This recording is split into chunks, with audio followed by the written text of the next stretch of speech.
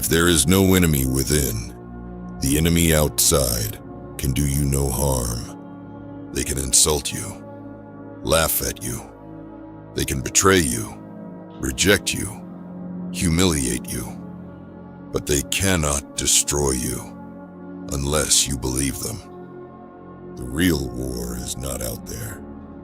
It's not in politics, not in history, not in ideology. The real war is inside you. You have your way, I have my way. As for the right way, the correct way, and the only way, it does not exist. The man who is at war with himself is easy to conquer. A single word can collapse him. A single glance can unravel him. He is already broken. The world merely reveals it. But the man who has looked into his own abyss, who has faced his chaos, his fear, his guilt, he is untouchable. Because the worst has already happened. He has met himself. He who despises himself still respects himself as one who despises. You hate your reflection because you've never truly seen it. You carry shame not because you are evil, but because you've abandoned your strength. Because you've lied. Because you've lived a half-life. Nietzsche knew the enemy was within, and he taught that before you can command the world, you must command yourself. Before you can rise, you must descend into your contradictions, your doubts, your impulses. It is not your darkness that weakens you. It is your refusal to own it. You think you are moral because you deny your rage. You think you are humble because you hide your ambition. You think you are virtuous because you stay quiet. But Nietzsche would say, these are not virtues, these are fears. The higher we soar, the smaller we appear to those who cannot fly.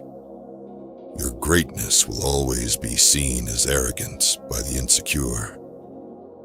Your clarity will always be seen as cruelty by the blind.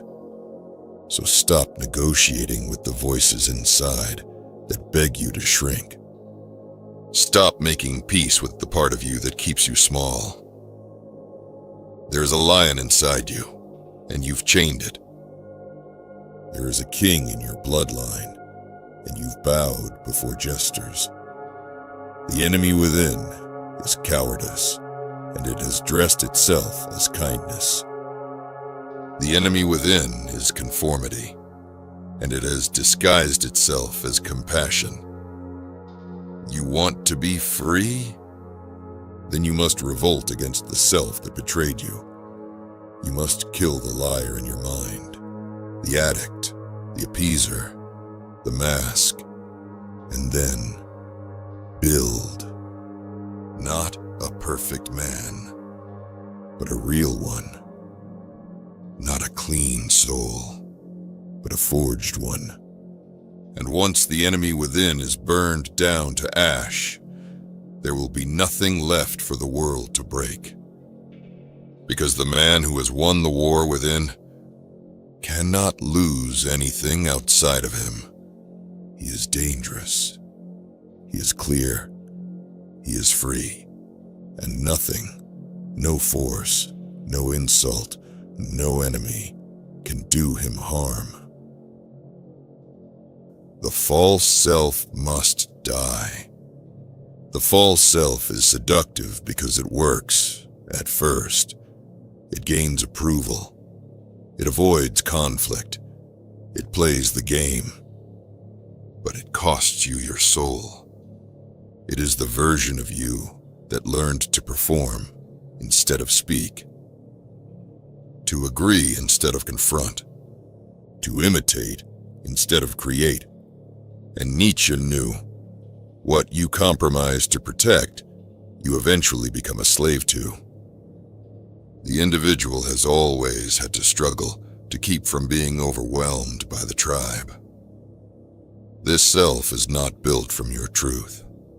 It is built from your fear of rejection. It is the armor that became your prison. You wear it so long, you forget it was ever armor. You call it personality, humility, maturity, but it's not. It's the death of your fire, and so you lie to yourself every day. You say you don't want more. You say peace matters more than passion, that kindness matters more than conviction. But inside, something rages, something starves. Nietzsche would call that will to power, your suppressed potential crying out from beneath the mask. The death of the false self is a crucifixion. It is not poetic. It is not spiritual. It is brutal. Your ego will scream. Your friends may leave. Your illusions will burn. And in that fire you are reborn, not as an ideal, not as a saint, but as a man who is no longer lying, not because it is easy, but because it is necessary. Inner sovereignty. A man who does not rule himself becomes ruled by the world, ruled by his appetites, by trends, by approval, by avoidance. Nietzsche did not write for the content man. He wrote for the man who cannot stand being shackled by the comfort of the herd. He who cannot put his thoughts on ice should not enter into the heat of dispute. You want to lead? Then start by leading your instincts. You want to build? Then command your mind like an empire. Because if you cannot say no to yourself, your weakness will say yes to everything that kills you. Inner sovereignty is earned, not through ambition, but through honor.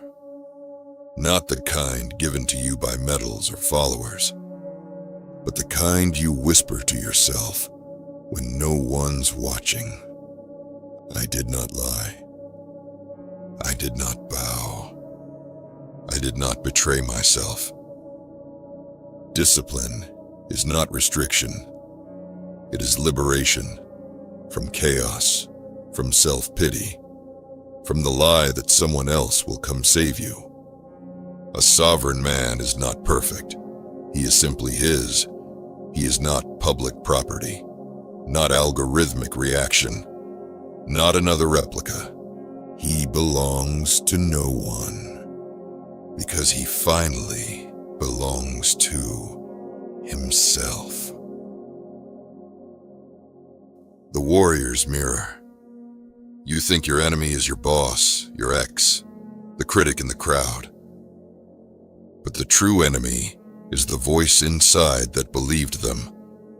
The mirror shows you both men, who you are and who you pretend to be. And every day you ignore that gap. You make peace with the enemy within. No price is too high to pay for the privilege of owning yourself. The mirror doesn't lie, but you do. You lie to survive the shame, to delay the work, to avoid the war. But Nietzsche teaches, the war is sacred. The war is the way. The man who refuses to fight his own reflection will fight everyone else and lose. The true warrior is not at war with the world. He is at war with the part of himself that bows too quickly, that apologizes without cause, that settles for peace when he was built for fire. You want strength? Then face your reflection and stand still. Don't flinch. Don't justify. Look until the lies dissolve and only your fire remains. And when that moment comes, when the mask drops, you will know this fight was the most important of your life, because it is the only one that ends in freedom. The unbreakable man. He does not rise because it's easy. He rises because it's who he is. The unbreakable man has scars, not from the world, but from the battle with himself. And he wears them like armor. To live is to suffer. To survive is to find some meaning in the suffering. He does not hide his chaos. He orders it. He does not kill his shadow. He leads it. He has been hated and did not retreat. He has been alone and did not fold. He has been tempted and did not kneel. What breaks other men humbles him. What offends other men sharpens him.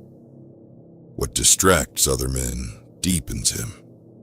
And so the world cannot move him, because he has already moved himself, not toward comfort, but toward truth, not toward admiration, but toward meaning.